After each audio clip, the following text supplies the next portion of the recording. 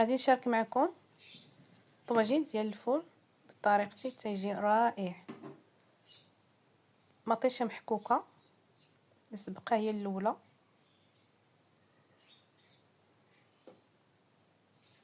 غادي نزيد العطريه، غادي تحميره مليحه، سكنجبير، خرقوم، زعتر، قزبور، حبوب، شويه البزار.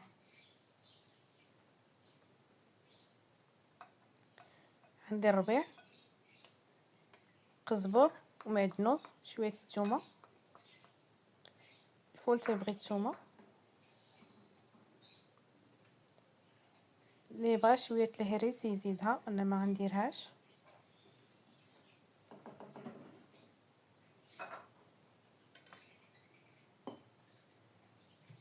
نزيد شويه الزيت الروميه وشويه الزيت بلديه.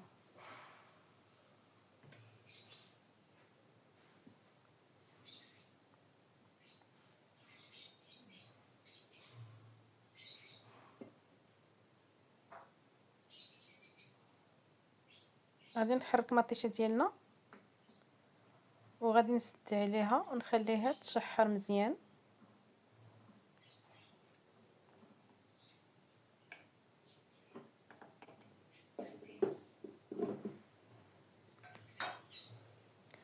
غادي ندوز للفول، غادي ندير واحد التقبه كما كتشوفوا باش الفول ديالنا يتشرب لينا العطريه ويجي بنين وما يكحلش. بالطريقه هذه الفول ديالنا ما كيكحلش، كيبقى في لونه.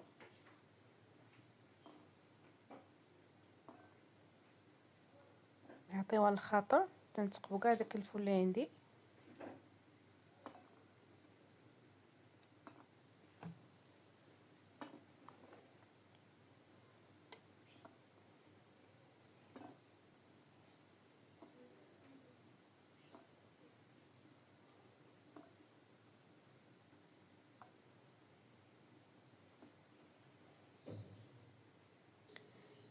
ندوزو المطيشه ديالنا راه تشحرت صافي، هي طابت طيبه. غادي نزيد الفول ديالنا،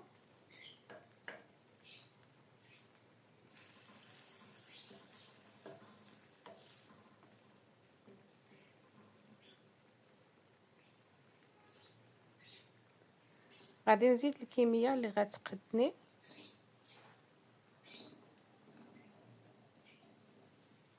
غادي نحركو شويه باش تشرب ليها العطريه.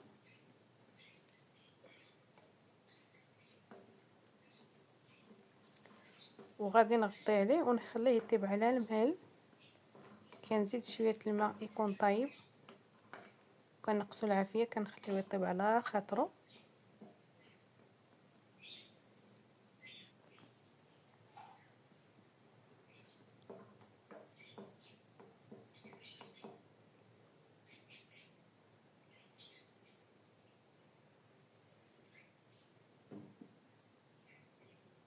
غادي نزيد واحد المزيوده،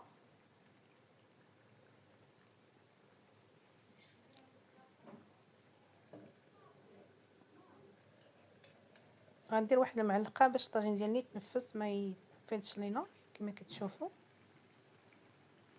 مره كنطلو كنزيدوا الماء اللي خاصو الماء.